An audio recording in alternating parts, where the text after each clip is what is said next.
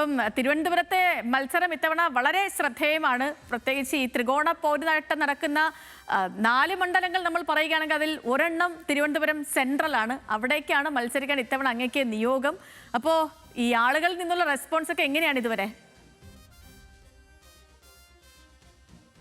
വളരെ നല്ല റെസ്പോൺസാണ് കിട്ടിക്കൊണ്ടിരിക്കുന്നത്. അങ്ങനെ ഒരു ത്രികോണം എന്ന് എനിക്കിപ്പോൾ തോന്നുന്നു പോലുമില്ല. അത്രയ്ക്കും നല്ല റെസ്പോൺസാണ് നമുക്ക് എല്ലാവരിൽ നിന്ന് കിട്ടിയ മണ്ഡലത്തിൽ. ഞാൻ ഒരുവിധപ്പെട്ട എല്ലാ സ്ഥലങ്ങളിലും എത്തിക്കഴിഞ്ഞ് ഇനി എത്താനുണ്ട്. വളരെ നല്ല പോസിറ്റീവ് റെസ്പോൺസാണ് കിട്ടിക്കൊണ്ടിരിക്കുന്നത്. ഭൂരിപക്ഷം കൂട്ടുക എന്നുള്ളത് മാത്രമാണ് എൻ്റെ മുന്നിലത്തെ ഇപ്പോഴത്തെ ദൗത്യമായിട്ടാണ് ഞാൻ കാണുന്നത്.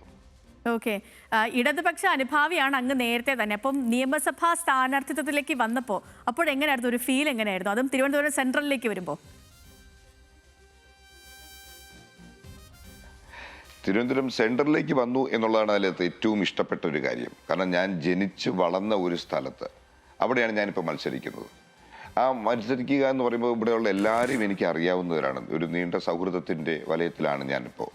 അപ്പോൾ അത് കാരണം നമുക്ക് അന്യരല്ല, ആരും അന്യരല്ല. എല്ലാവരെയും മുമ്പിൽ എനിക്ക് പോകാൻ കഴിയുന്നു. ഞാൻ ഇവിടെ വന്ന് താമസിക്കുകയോ അങ്ങനത്തെ ആളല്ല. ഇവിടെ ജനിച്ച് വളർന്ന ഒരാളാണ്. തീരദേശ പ്രദേശങ്ങളായാലും ഇവിടുത്തെ പട്ടണ പ്രദേശം, നഗരപ്രദേശമായാലും ആവശ്യം വരുന്നില്ല. എല്ലാ സ്ഥലങ്ങളും എനിക്ക് അറിയാവുന്ന സ്ഥലമായതുകൊണ്ട് ഒരു പ്രത്യേക പരിചയപ്പെടുത്തലിൻ്റെ ആവശ്യം എനിക്ക് വേണ്ടി വരുന്നില്ല. മറ്റാരുണ്ട് LDF അല്ലാതെ?